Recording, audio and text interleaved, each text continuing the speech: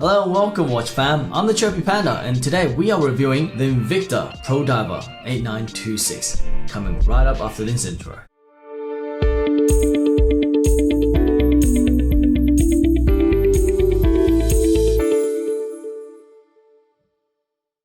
Hello and welcome back. What we have in front of me is the Invicta Pro Diver. The model number, or at least on Amazon, is 89260B. So I'm going to try to do this as formatted as possible. So let's start with the actual specs of this watch. Now let's see how wide this is. The case diameter is, so if it's including the crown, it's 42.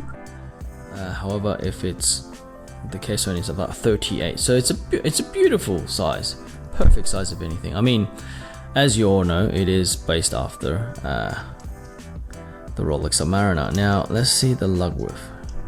18. So it's an 18 lug width, and the thickness is 12.3 millimeters thickness. So keep in mind these are measured in millimeters. And yeah, so that's basically dimensions. It says on the website that it weighs 155 grams, and inside is a Seiko movement, which is NH35A. And this is a very robust movement that is used by Seiko for many years now. I don't know specifically the amount of years it's been using it, but it is 21,000 beats per hour and has a 41-hour power reserve. It also has manual winding, as you can see here. The hands, second hands is hackable, so it can stop. And obviously it has got a date function, date complication. Forgot to mention that this Pro Diver has a screw down crown. So for the price, also and a signed crown. So for the prices, it is actually a steal. The problem is, what I'm finding is that sometimes when I screw the crown down, it kind of locks away, like it doesn't go in properly. I'm not sure why it does that, but it kind of clips in a little bit, and if you force it, it will break. It will either break a crown or it will break the thread in the screw and on the case. And obviously it's got the crown guards. Now this, as you may or may not know, is modeled after the Rolex Submariner, and hence it is ridiculously beautiful. The bezel itself is 120 click bezel. However, and I'll get to that soon, is that it is ridiculously hard to turn. You almost need like a dragon's claw to turn this bezel. I'm not sure why. Let me just push it back just so I don't get HD. So yeah, so that's really hard to turn. Oh, did I miss it? I've got one more click, is it? There we go, one more click in. It also has a lume pin at the top, and then it has the minute markers all the way to 15. It is completely how a Submariner actually looks.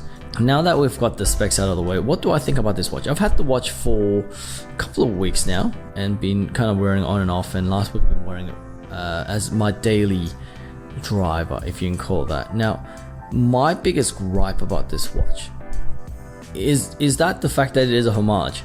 And what I mean is that a part of me feels like I'm kind of ripping Rolex off, if that makes sense. Even though I know this is obviously not a Rolex, and people probably won't believe it's a Rolex anyways, and I'm not trying to be like one, but it just feels a little tainted because of that history. And take what you will, and then this is obviously completely subjective to what you would feel. It's just that when I wear it, I kind of feel like that, which means I don't have as much fun as I should. Now on the flip side, this is incredible value for money. Look, style aside, is obviously a beautiful watch. Is that you got to think about this, what do you call it? It is a diver's watch. It's got a screw down crown. It has 200 meters water resistance. I didn't say that before, sorry. And obviously the complication inside is very robust. It will do the job very well. And for the price, I got this for 80 Australian, which is about what, 50, 60 US. You're getting a full automatic watch with a day complication, hand winding, and aesthetically it's very, very nice. So that's kind of the good and the bad of it. Ultimately, is this something that you should get? I guess it just depends. I believe it's good if you're trying to get into an automatic watch and you've got a tight budget. I mean, it's 50, like around 50 US.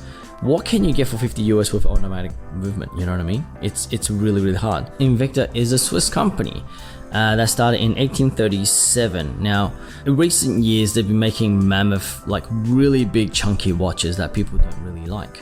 And obviously there's homages, which is I suspect is their bread and butter now, and it's kind of caused them to have a really bad image. However, this is a Swiss watch, despite obviously being made in China, but it is from a Swiss company. So what can you get for 50 US that can push above this weight? So it is definitely punching above its weight.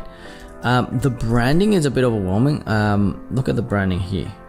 Can you see that really big Invicta logo on the side? It's overwhelming. But I like the display case back. It's really pretty to look at. I mean, NH35 wasn't really designed to be looked at, but it's a robust movement. And because they decided to decorate the pendulum, it looks really, really nice. So for a first watch, for someone that hasn't got an automatic watch and they want to get into it, this is good. This is a great deal. You can't compare it with a Rolex Submariner because it's nowhere near it. However, after wearing for this long, beyond the fact that I kind of felt like it was kind of a rip off a Rolex, I've had immense fun of it. I've gone to the pool, I've jumped in the pool a couple of times. People have complimented it, not specifically that it looks like a Submariner, purely from the fact that, oh, it looks pretty good. That's a cool watch. What is it? So they have complimented it. Even the people that don't really know watches, they won't know that this is a Submariner kind of design and case and everything. So they just like the look of it. So yeah, you can use this as a gateway, gateway drug, if you will. But for the people that are really watch enthusiasts and collecting, this is not really a collectible watch. It's one of those things that, it's a tool watch. I'll wear this to the pool. I'll wear this maybe doing gardening and doing rough things, because it is so cheap that even if it breaks, it is a mineral glass, by the way. So that would not be very scratch resistant, but even if it scratches, I wouldn't feel so much pain. Imagine taking your Rolex and going to do gardening or anything like that. You kind of wouldn't. I mean, some people might, but I don't think I would. Not made of money. But that's it. That's kind of my thoughts on it. My if you can call it a review, if that, but it's more like my personal opinion. And whether you guys agree with it or not, leave a comment down below. Let me know. Welcome back, guys.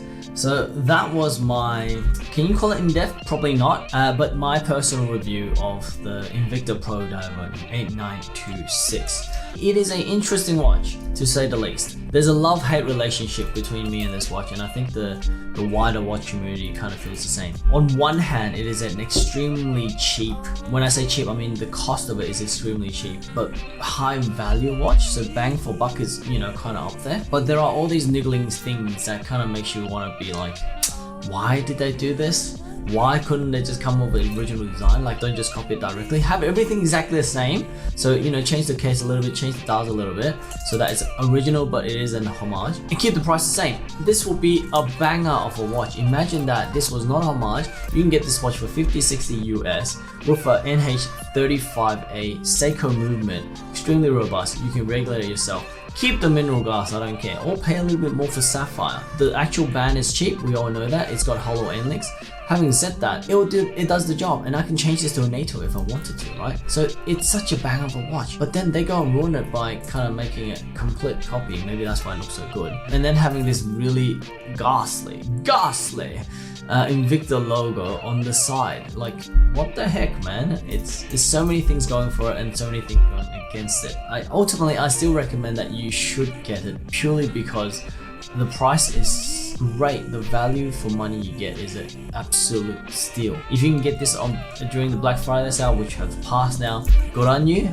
We can wait for next year, but Amazon's constantly having deals, and you can definitely get this for 50 or 60 US. So this is probably the best automatic watch at that price range. I don't think you can get anything at that price range to match this. Seiko has moved up a level in terms of cost already, so you can't even get a good Seiko for this price. But yeah, that's kind of my thoughts, my own opinions. If you agree with it, you know, hit the like button. If you disagree, you know, hit this like button. Leave a comment, tell me if you've had a lot of fun with this watch, if you have it, or if you just hate it. You know, you're at the mind that this shouldn't exist, it should never ever exist. And if that's the case, then yeah, so be it. It is what it is. If you haven't already subscribed, by the way, consider subscribing. I'm going to constantly be posting updates on, you know, different watches that I get to buy and experience and give my own take, and hopefully give some nice B-roll, nice macro. I got a new macro lens, so hopefully the B-roll is on point, but I will improve. I will constantly learn. If you can come with me on the journey, that'd be great. Otherwise, I'm the Chirpy Panda. You guys have been amazing, and I'll catch you guys in the next one. Peace.